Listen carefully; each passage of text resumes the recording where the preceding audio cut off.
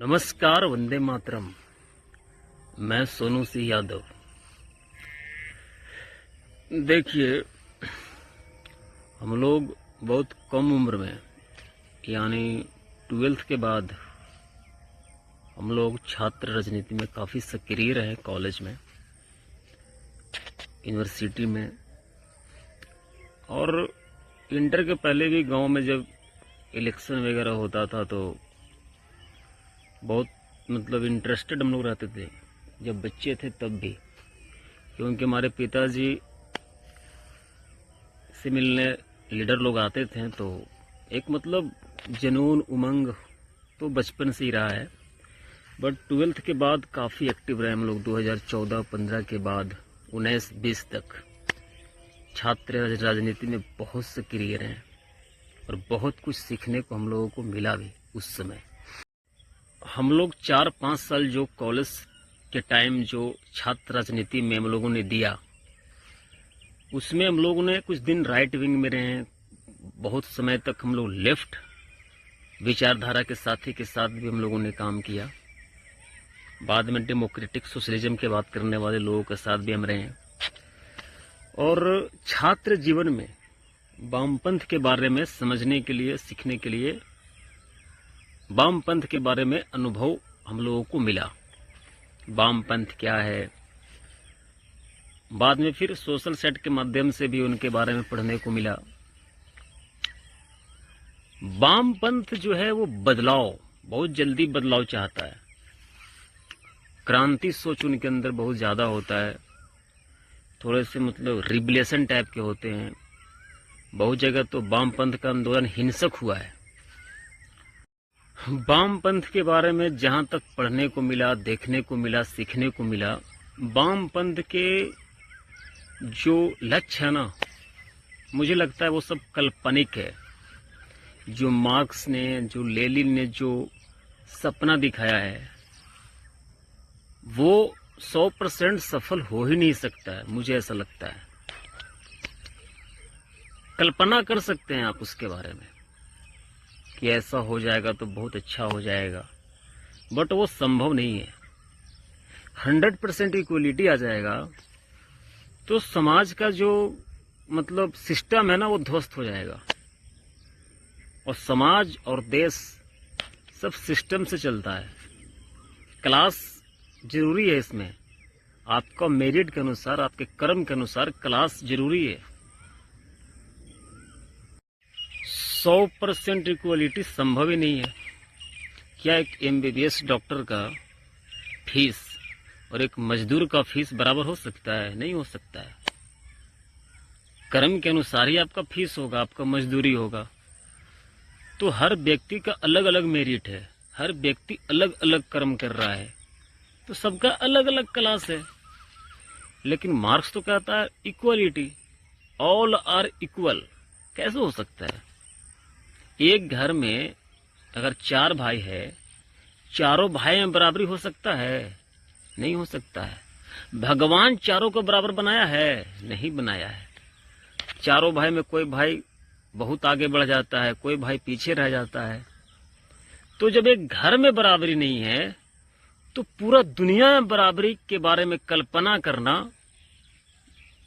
पागलपन कहो चाहे कुछ भी कहो, लेकिन ये हो ही नहीं सकता है। देखिए, युवा अवस्था के जो लोग होते हैं ना, वो ज्यादातर वामपंथ की ओर उनका झुकाव होता है।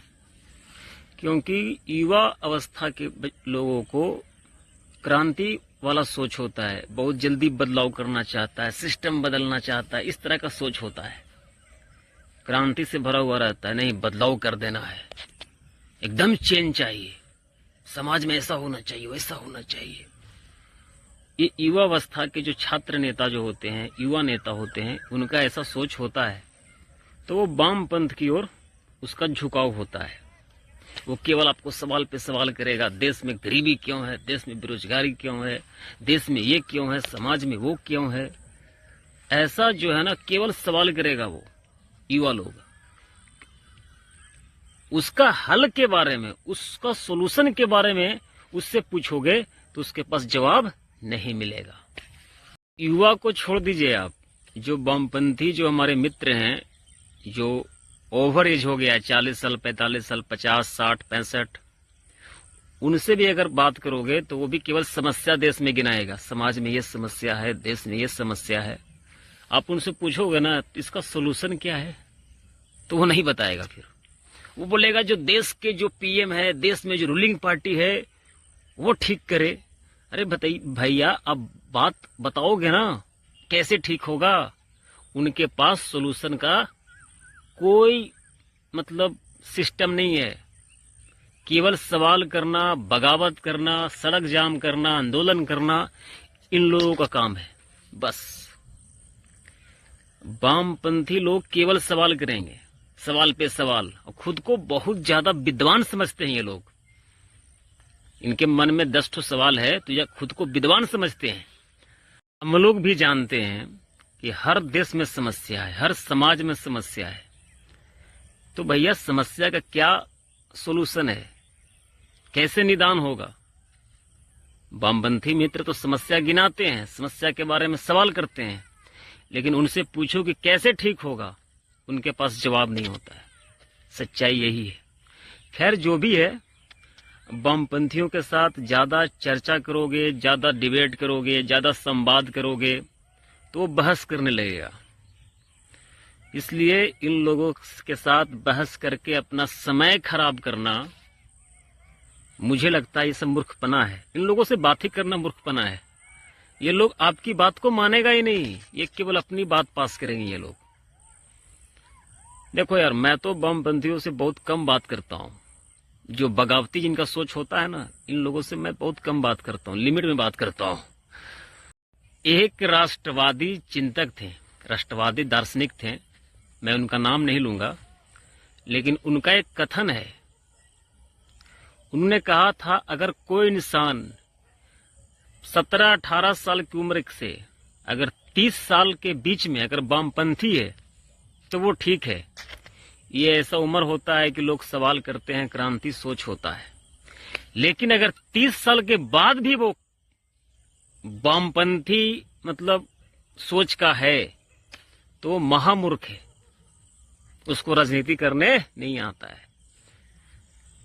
क्योंकि 30 के बाद लोग मैच्योर हो जाते हैं, फिर उनको सिस्टम की समझ हो जाती है, समाज के बारे में समझ हो जाता है, तो वो बगावत छोड़कर वो सिस्टम आ जाता है।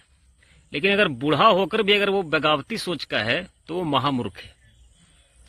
देखिए, ऐसा नहीं है कि मतलब वामपंथ गलत है, ऐसी बात नहीं है। वामपंथ के बहुत सा चीजें मुझे बहुत अच्छा लगता है कि वो बदलाव चाहते हैं, लेकिन बदलाव जो है समय के अनुसार होता है और होना भी चाहिए। लेकिन कोई बहुत जल्दी बदलाव चाहता है, एकदम क्रांति हिंसक हो जाता है ना, वो गलत है। बदलाव होना चाहिए और समय के अनुसार, परिस्थिति के अनुसार तो बदलाव होता ही है, लेकिन कुछ लोग हिंसक हो जाते हैं।